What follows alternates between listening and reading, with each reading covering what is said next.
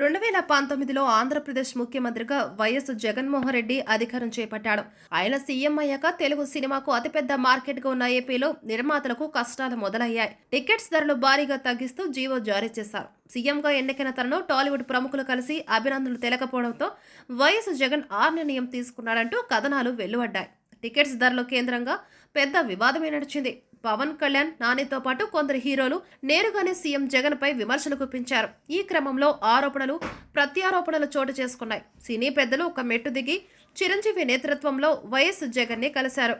కొంతమేర టికెట్స్ ధరలు పెంచుతూ కొత్త జీవో విడుదల చేయడంతో ఊపిరి పీల్చుకున్నారు. బడా చిత్రాలకు టికెట్స్ ధరల పెంపు, బెనిఫిట్ షోలకు కూడా గత ప్రభుత్వంలో అనుమతి ఉండేది కాదు. కనీసం కొంత భాగం షూటింగ్ ఏపీలో జరిపిన సినిమాలకే టికెట్స్ ధరల పెంపుకు అనుమతి అని కూడా జీవోలో పొందుపరిచారు. దీంతో ఏపీలో అధికార మార్పు జరగాలని ఇండస్ట్రీ గట్టిగా కోరుకుంది. 2024 సార్వత్రిక ఎన్నికల్లో గెలిచిన ఎన్డీఏ కూటమి ఏపీలో అధికారం చేపట్టింది. దాంతో చిత్ర పరిశ్రమ ఊపిరి పీల్చుకుంది. ఏపీలో తమకు లైన్ క్లియర్ అయిందని అనుకుంటే తెలంగాణలో సమస్యలు మొదలయ్యాయి. టాలీవుడ్ మీద సీఎం రేవంత్ రెడ్డి ఉక్కుపాదం మోపుతున్నారు. హైదరాబాద్ ని డ్రగ్స్ ఫ్రీ సిటీగా చేయాలంటూ టాలీవుడ్ పై దృష్టి పెట్టాడు. డ్రగ్స్ కల్చర్లతో హైదరాబాద్ పరువు తీస్తే ఊరుకునేది లేదని గట్టి వార్నింగ్ ఇచ్చాడు. టికెట్ ధరలు పెంచాలని కోరే దర్శక నిర్మాతలు, హీరోలు డ్రగ్స్ కి వ్యతిరేకంగా క్యాంపెయిన్ చేయాలని కండిషన్ పెట్టాడు. టీఆర్ఎస్ గవర్నమెంట్ కి పరిశ్రమ అత్యంత అనుకూలమని నమ్ముతున్న సీఎం రేవంత్ రెడ్డి అవకాశం దొరికితే తొక్కిపట్టి నార తీస్తున్నాడు. అక్కినేని నాగార్జున కన్వెన్షన్ సెంటర్ ను కూల్చేశారు. తాజాగా అల్లు అర్జున్ అరెస్ట్ వెనుక సీఎం రేవంత్ రెడ్డి ప్రమేయం ఉందంటూ సోషల్ మీడియాలో పుకార్లు వినిపించాయి.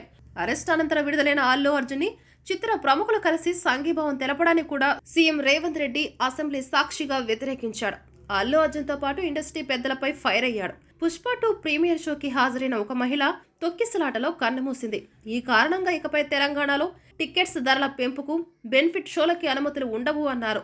ఇది అతిపెద్ద కుదుపు అనడంలో సందేహం లేదు. భారీ బడ్జెట్ చిత్రాలు ఓపెనింగ్స్ పరంగా నష్టపోతాయి. సీఎం రేవంత్ రెడ్డిలోనే ఫైర్ చేస్తుంటే రానున్న కాలంలో టాలీవుడ్ కి మరిన్ని కష్టాలు తప్పవు అనిపిస్తుంది. తెలంగాణలోనే బడా హీరోలు, దర్శకులు, నిర్మాతలు, నటుల ఆస్తిపాస్తులు ఉంటాయి. ఎవరు తోక జాడించినా లూప్ హోల్స్ వెతికి గట్టి షాక్ ఇవ్వడం ఖాయం.